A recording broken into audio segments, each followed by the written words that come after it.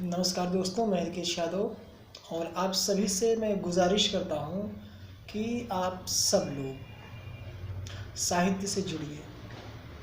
हमारा ये परम उद्देश्य है, जीवन का हमारा ये परम उद्देश्य है, हमारा परम ये लक्ष्य है कि लोगों को ज़्यादा से ज़्यादा साहित्य से जुड़ना।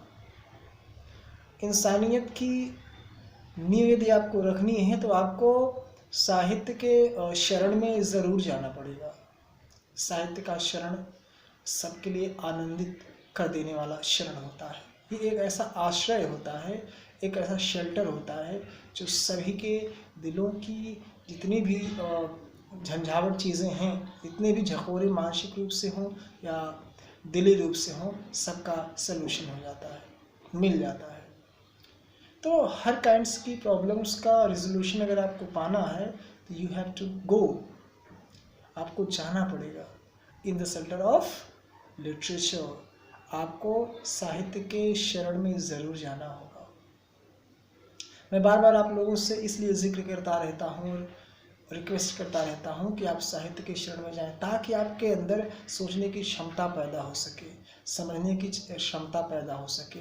आप समाज को कैसे समझेंगे, किसी व्यक्ति को कैसे समझेंगे, अगर या फिर किसी मानसिकता को कैसे समझेंगे, किसी दर्शन को कैसे समझेंगे। कुछ भी आपको समझना हो तो समझने की जो कला है, वह समझने की कला आपके साहित्य से ही पैदा होती है। तो समझ की कला का आविर्भाव आपके साहित्य से ही संभव हो सकता है, ऐसा मेरा मानना है। और लिटरेचर ऐसी विधा है जीवन की कि इंसान में एक ऐसा इंसान पैदा कर देता है जो इंसानियत के रास्ते पर चलकर इसी इंसानियत के गुण गाता रहता है।